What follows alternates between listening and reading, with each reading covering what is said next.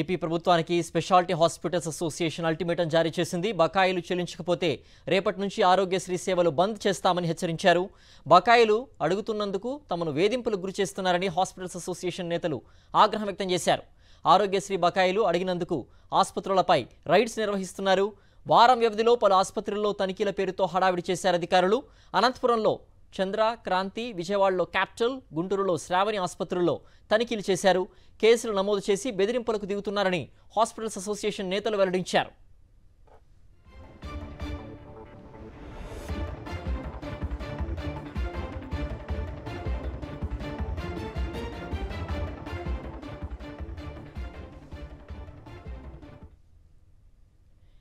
AP ప్రభుత్వానికి speciality hospitals association ultimatum జారీ చేసింది. బకాయిలు చెల్లించకపోతే రేపటి నుంచి ఆరోగ్యశ్రీ సేవలు బంద్ చేస్తామని హెచ్చరించారు. మరింత సమాచారం మా ప్రతినిధి వినాయక్ అందిస్తారు. వినాయక్, ఆరోగ్యశ్రీ బకాయిలు ఓవైపు చెల్లించకపోగా ఎవరైతే ఆరోగ్యశ్రీ బకాయిలు చెల్లించాలంటూ కూడా ప్రభుత్వానికి నివేదిస్తున్నారో ఆ హాస్పిటల్స్ పైన విజిలెన్స్ దాడులు చేస్తున్నట్టుగా తెలుస్తోంది. పూర్తి అప్డేట్స్ ఏంటి వినాయక్?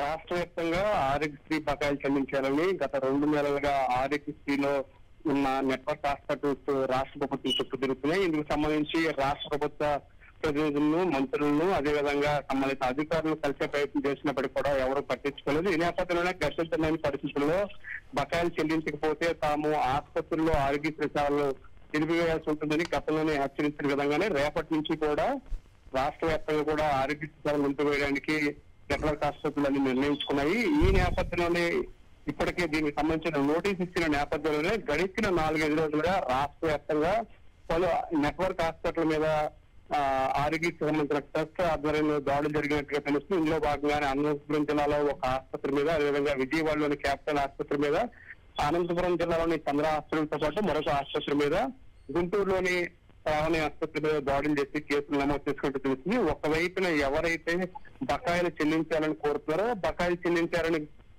గొంతెత్తుతున్న హాస్పిటల్ సంబంధించిన యజమానుల మీద ఈ విధంగా అక్రమంగా కేసులు బనాయిస్తూ వారి గొంతు నొక్కే ప్రయత్నం చేస్తున్నారనేది నెట్వర్క్ హాస్పిటల్ ఆరోపిస్తున్నాయి. ఇందులో భాగంగా ఇప్పటికే రాష్ట్ర వ్యాప్తంగా చూస్తే కనుక 2,500 కోట్ల రూపాయల బకాయిలు ఈ ప్రభుత్వం చెల్లించాల్సింది. ఇప్పటి వరకు కూడా కేవలం 160 కోట్ల రూపాయలు మాత్రమే ఈ చంద్రబాబు ప్రభుత్వం ఈ బకాయిలు చెల్లించింది. ఈ నేపథ్యంలోనే ఇప్పుడు ఆ బకాయిల మీద గొంతెత్తుతున్న నెట్వర్క్ ఆసుపత్రులు గొంతు నొక్కే విధంగా ఇప్పుడు ప్రస్తుతం ఈ ప్రభుత్వం వ్యవహరిస్తున్నది ఆరోపణ నిలుస్తుంది. ఏది ఏమైనప్పటికీ కూడా రేపటి నుంచి రాష్ట్ర వ్యాప్తంగా తాము ఈ విధంగా ఏదైతే గొంతు నొక్కినప్పటికీ కూడా తాము ఆరోగ్య సేవలు అయితే నిలిపివేస్తాం, బకాయిలు చెల్లించకపోతే రేపటి నుంచి ఆరోగ్య సేవలు కొనసాగించేది లేదనేది నెట్వర్క్ హాస్పిటల్స్ చాలా స్పష్టంగా చెప్తున్నాయి. ఓకే వినాయక్.